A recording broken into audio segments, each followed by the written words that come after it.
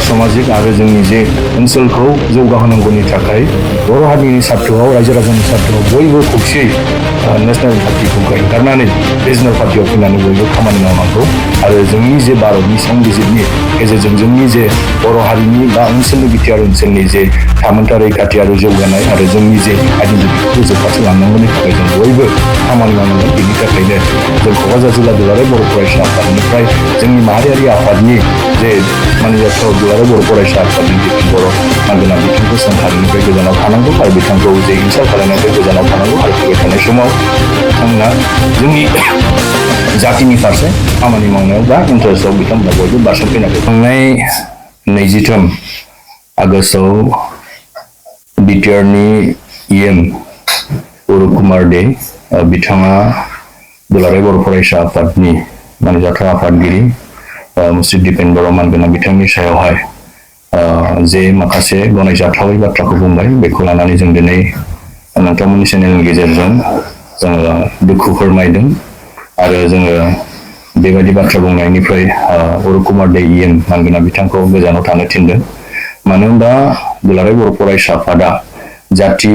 हारि गासैबो बिथिंखौ नायनानै अलखद समाव फारफ्रोमबो बाथ्राफोरखौ स्टाडि खालामनानै बाथ्रा बुङो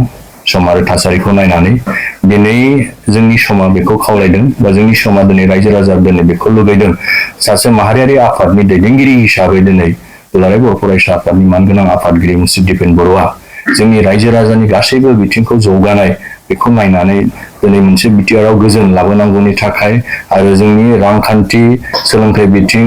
जोंनि जे राजखान्थि बिथिं जोङो सासे भारतनि नोगोरारि फिसा हिसाबै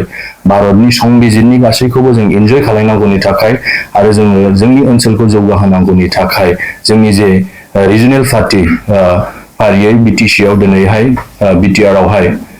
इउपिपिएल आरो बिपिएफ राजखान्थि दिनैहाय मजबुत हिसाबै दङ बेखौ ज' जानानै इयुननि जेनेरेसनफोरखौ नायनानै बर' हारिखौ गोजौ फारसे लांनांगौनि थाखाय जिहेथु खौसेयै माने फैबाय थानाय बिटिसि इलेक्सनाव गोरोबनानै गेलेनांगौ बाथ्राखौ बुंनायावहाय बर'ख दे बिटिआरनि इएम बिथाङा काउन्टार होदों दा बेखौ जोङो गनायनो हायाखै दुलाराय बर' फरायसा आफादनि सासे बिबानगिरि हिसाबै। दा आं बेखौ खावलायनो नागिरदों बा आपिल खालामनो नागिरदों जाय बिथांमोना दिनै नेशनेल पार्टियाव जोंनि बर'नि माखासे संग्रामनि गेजेरजों फैनाय दैदेनगिरि बिथांमोन दङ बिथांमोना जोंनि गोबाव सम बिथांमोना बर'नि संग्रामावहाय बारसोमनानै गावनि जे बेसेन गोसा समखौ बिथांमोना हगारनानै फैबाय हारिनि थाखाय जातिनि थाखाय गोबां बिर जोहोलाव बिथांमोनहा दिनै मुंख्लं जालांबाय बै मुंख्लं जानायनि गेजेरजों दिनै जोङो बिएसि बिटिसि आरो बिटिआर मोनफैनो हाबाय सोरजिफैनो हाबाय नाथाय बेबायदि समाव दिनै जातिखौ गोजौ फारसे लांनांगौनि थाखाय जोङो साननांगौनि बाथ्राखौसो दिनै लानानै जों सिगां फारसे थांनांगौ नाथाय नेशनेल पार्टियाव थानानै बिथांमोना दिनै मोनसे गारांखौ दिनै जोंनि जे माखासे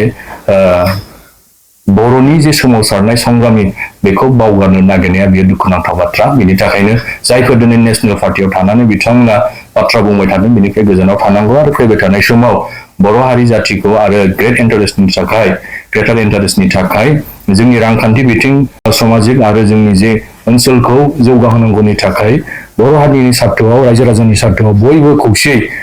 नेशनेल पार्टिखौ एंगारनानै रिजनेल पार्टियाव फैनानै बयबो खामानि मावनांगौ आरो जोंनि जे भारतनि संबिजिरनि गेजेरजों जोंनि जे बर' हारिनि बा ओनसोलनि बिटिआर ओनसोलनि जे थामोनथा रैखाथि आरो जौगानाय आरो जोंनि जे आइडेन्टिटिखौ गोजौ फारसे लांनांगौनि थाखाय जों बयबो खामानि मावनांगोन। बेनि थाखायनो जों क'क्राझार जिल्ला दुलाराय बर' फरायसा आफादनिफ्राय जोंनि माहारियारि आफादनि जे मानिजाथाव दुलाराय बर' फरायसा आफादनि दिपेन बर' मानगोनां बिथांखौ सोंखारिनिफ्राय गोजानाव थानांगौ आरो बिथांखौ जे इनसाल्ट खालामनायनिफ्राय गोजानाव थानांगौ आरो फैबाय थानाय समाव बिथांमोना जोंनि जातिनि फारसे खामानि मावनायाव बा इन्टारेस्टआव बिथांमोना बयबो बारसोमफैनांगौ जों बेखौ दिनै आपिल खालामदों।